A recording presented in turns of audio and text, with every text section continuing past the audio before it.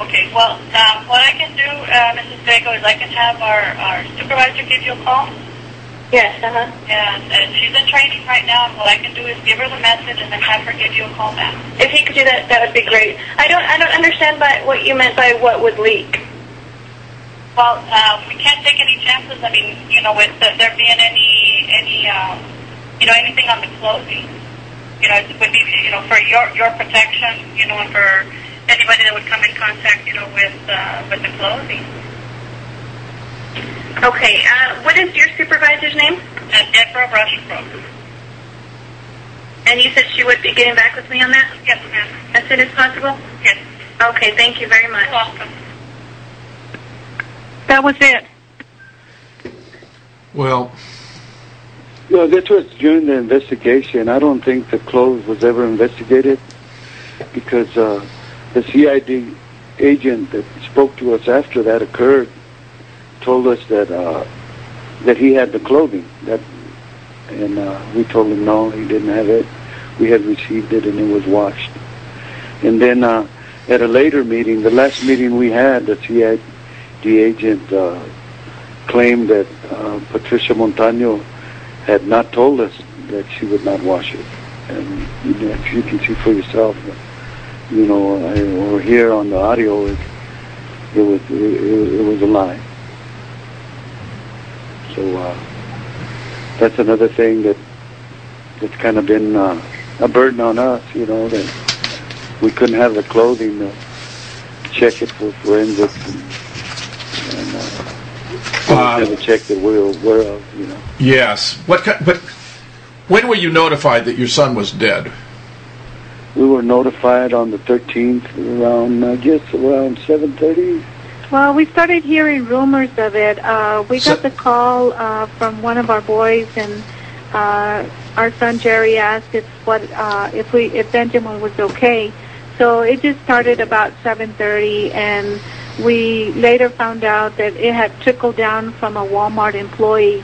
There was a brother-in-law that was stationed at Fort Bliss, and he had told the sister-in-law or something. And anyway, we heard it from a Walmart employee, but later we found out that we thought it was just a rumor, and later we found out that they officially notified us about 10:30, her, and then about 11 o'clock they came to the house and notified us.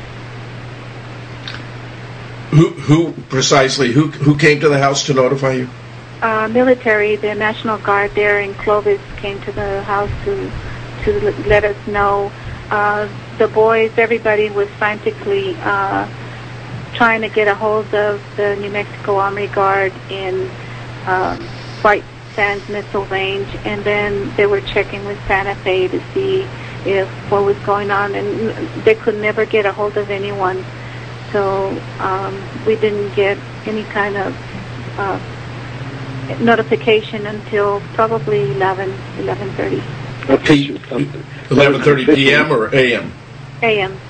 That was an official notification. We had heard about it before. In fact, I talked to one of my nephews, and he was on the phone with me, and he told me, I heard Benjamin was hurt.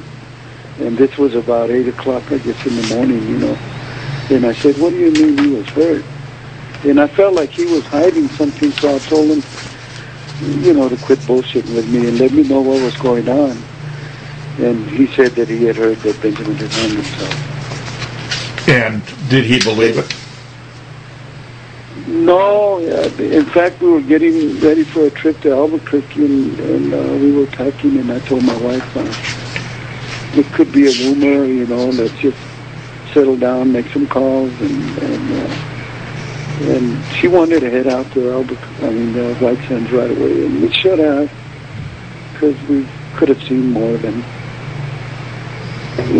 we did, and there was a lot to see. He had other injuries. He had a split lip. And, Tell me again. He had what? Okay, he had a. Hold on, I've got it right here on some paperwork. But anyway, he had a split lip, a cut index finger, and a singed eyebrow, and a scratched. A singed eyebrow? He had a singed eyelash. Excuse me. Singed eyelash? Like somebody had put a light or a fire source up close to his eye? Well, I think it was more like he was dragged, because, it was singed. And we asked the CID agent about it, and he said that he probably burned it with a cigarette lighter or something. Burned his own eyelash with a cigarette lighter? Yeah. Was he a smoker? He was a smoker, yes, sir, but, I don't think he could reach up that high to burn his eyebrow, eyelash. Well, it's ridiculous. You wouldn't put a flame close enough to your eye. I mean, that's ridiculous. No, sir. And, this was additional injuries and findings. It was abrasion of the lower lip and right index finger and singed right upper eyelashes.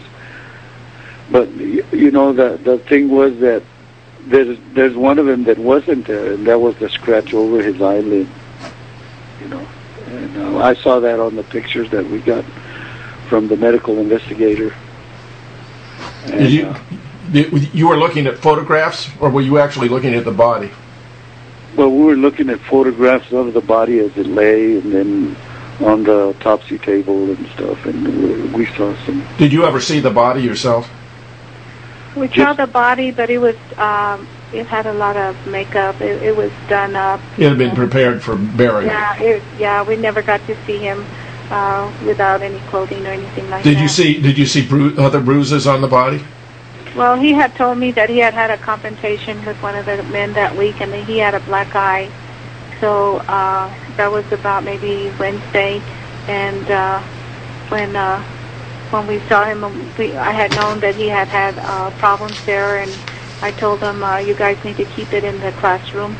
And he said, what he said was, Mom, I'm trying to, but there's a specialist, and everywhere I'm at, he's either telling me, come on, let's go at it one more time. I know I can beat you.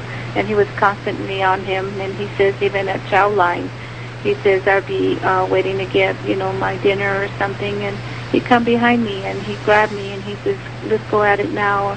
It was just a constant struggle for him. I know that the week that he passed away, he had hell week because of some of the statements that Benjamin made to us that week. You mean he had a hellish week? I mean, sometimes the phrase hell week means a specific designated week when hazing or whatever is taking place, but you just mean... He had a lot of altercations with this one guy that we suspect had a lot to do with his death. He had probably about, as far as my husband and I could count, it's probably about 3 or 4 that week. 3 or 4 encounters with him? Yes. And what happened when the CID presumably conducted an investigation? They must have known you were very concerned. Did you tell them that he had had this bad relationship with a specialist and so forth? We shared everything with them. We shared everything that we talked to them about and all that. They just kind of kind of swept it under the rug like it was just horseplay. It wasn't horseplay. Their confrontations had escalated by that last week. So.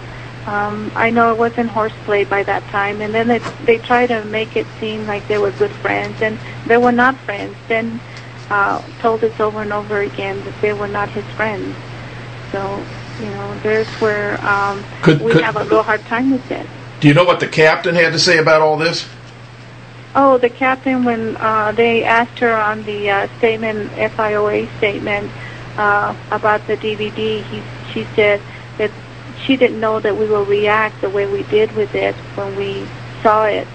And I thought, well, if she would have done her job and followed protocol, I feel in my heart as an individual and as a mother that our son would be alive today. Oh, I think everything you've told me suggests that much to me, too. Exactly. Do you have the part where the specialist made the threat? Do you have that on the DVD? Yes, I do. Can we play that? Well, I don't have it available right now. Well, unless you have a few minutes and I can look for it. Yeah. Let me talk to Geronimo while you look for it. Okay.